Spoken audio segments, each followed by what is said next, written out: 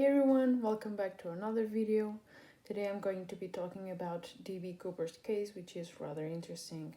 D.B. Cooper managed to hijack a plane and jump from inside of it with a parachute on his back and $200,000. He was never caught and they don't know if he survived. Dan Cooper isn't this man's real name, is unidentified and he was never caught, so they don't really know who this man was or still is. They don't know if he survived. On November 24th, 1971, a man approached a airline counter in Portland and bought a one-way ticket for flight 305 to Seattle. He used cash, so it couldn't be traced. So Dan, who went by this name, was in his mid-40s. He appeared to be in that age range. He was wearing a suit and a white shirt and a black tie. So Dan and all the other passengers boarded the plane and he sat down. Shortly after, he handed the flight attendant a note stating that he was carrying a bomb and demanded that she would sit next to him. She did as he said. So Dan allowed the flight attendant a glimpse into the briefcase that was carrying the bomb. She could see a mass of wires. Dan demanded the flight attendant to write down what he said. She walked up to the pilot's cockpit and handed them the note. This was a ransom note. He was demanding $200,000 in cash and 4 parachutes. Dan was holding the plane ransom. While police was on the ground scrambling to get the money and the parachutes, the plane was flying in circles around Seattle. The plane landed in Seattle safely and he exchanged the 36 passengers for the money and the parachutes. However, he did not let go the crew members. So that means flight attendants and the pilots did not leave the plane. Dan demanded them to fly to Mexico and then the plane departed with them inside, so Dan and the crew members. Not long after, Dan did the unthinkable and he jumped out of the plane during a thunderstorm and in the night. So he was never caught. They don't know what happened and they never found a body or any traces that he had jumped.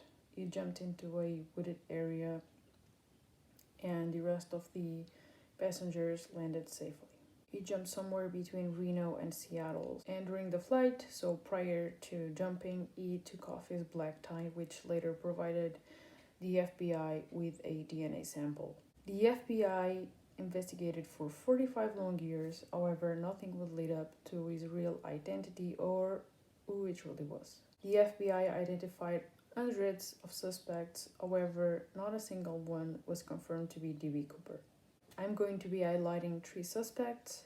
Richard McCoy Jr. did about the same thing as D.B. Cooper. He boarded a plane under a fake name on April 7, 1972, so not even 5 months after the D.B. incident. The flight departed Newark in directions to Los Angeles. And just like Dan, he handed the flight attendant a note demanding $500,000 and 4 parachutes.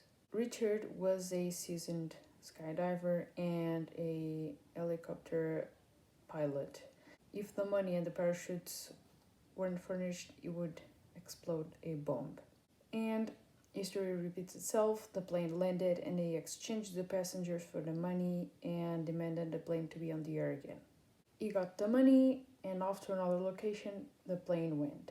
Then he jumped from the rear stairs of the plane and unlike that, he was actually caught. Richard was charged with air piracy and sentenced to 45 years in prison.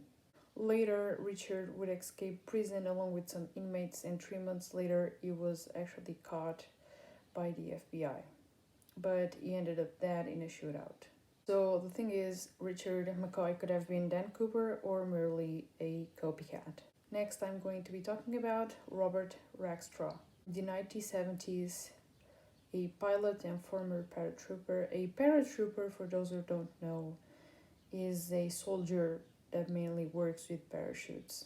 At the time, Robert was in great trouble. He was accused of grand theft, $75,000 in bad checks, and he was also accused of the possible murder of his stepfather. After being charged with his stepfather's murder, Robert tried to fake his own death by logging a fake Mayday call into a stolen aircraft from California.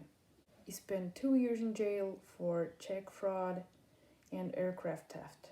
Two men gathered evidence over 5 years about Robert's past, however, this does not prove anything.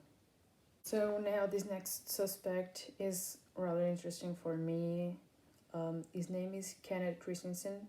Kenneth Christensen was under suspicion because he did some suspicious stuff. He got a direct link to the incident because he was a former flight attendant, mechanic, and purser for the airline that then hijacked Northwest Airlines. Lyle claims that when Kenneth was in his deathbed, he told his brother that he had something to tell them, but he couldn't tell them. And just like Robert, Kenneth had something in common with them. They were both paratroopers, which the FBI was looking into at the time. Also, I want to highlight that flight attendants receive a decent salary most of the time. At the time that Kenneth was working for Northwest, he received a decent salary. However, it was not enough to buy a house with cash, which was what he did. So he bought a house with cash, which sounds pretty suspicious for me.